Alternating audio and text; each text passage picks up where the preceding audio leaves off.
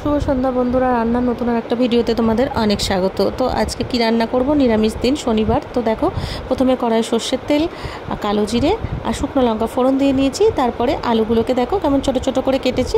তো এরকমভাবেই আলুটাকে কেটে নিতে হবে। দিয়ে আলুটাকে নুন দিয়ে আর সামান্য একটু হলুদ দিয়ে ভাজতে বসিয়ে দেবো। আর ওইদিকে আমি এর জন্যে যেটা করব মেন, পোস্ত, ওটাকে পেস্ট করে নেব। তো পোস্ত আমি শুধু করব না আজকে, পোস্তর সঙ্গে বেশি পরিমাণে পোস্ত নেব আর তার সঙ্গে জাস্ট 1 চামচ মতন আমি নিয়ে নেব তিল। এতে কিন্তু টেস্ট হয় পোস্তটা খেতে। তো তার মধ্যে 2টো কাঁচা লঙ্কা দিয়ে দেবো, দিয়ে একটা পেস্ট বানিয়ে নেব। আর পেস্টটা না একদম একদম মিহি হবে না, সামান্য একটু দানাদার থাকবে, তাহলে কিন্তু খেতে ভালো লাগবে।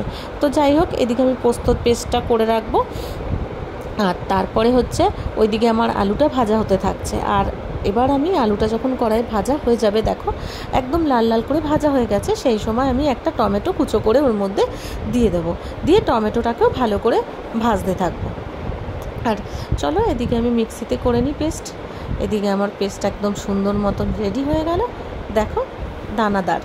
তারপরে এদিকে এর মধ্যে জল দিয়ে দিলাম, অল্প একটু জল দিয়ে লো ফ্লেমে ঢাকা চাপা দিয়ে খানিকক্ষণ রান্না করলে আলুটা সেদ্ধ হয়ে যাবে। আলুটাকে আমি সেদ্ধ করে নেব, তারপরে ঢাকনা খুলে দেখে নেব আলুটা সেদ্ধ হয়েছে কি না।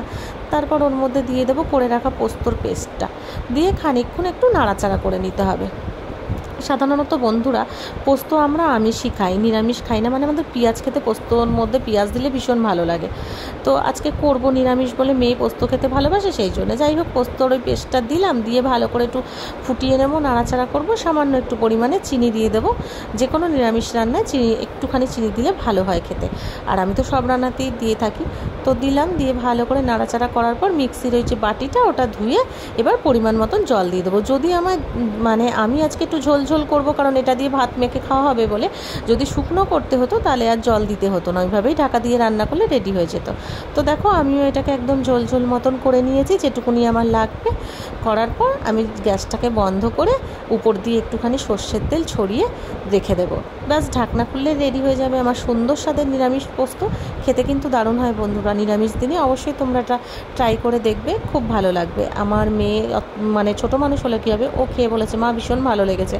আর পেঁয়াজোর পছন্দের, সেটা বাদে পোস্ত হয়েছে, তাও এত ভালো খেয়েছে, আমার খুব ভালো লেগেছে। তো চলো রাখা যাক। আর কেমন লাগলো কমেন্ট করে জানাতে ভুলো না। একটা সামান্য ভিডিও, অথচ খেতে কিন্তু খুব সুন্দর হবে। তো টাটা সবাইকে।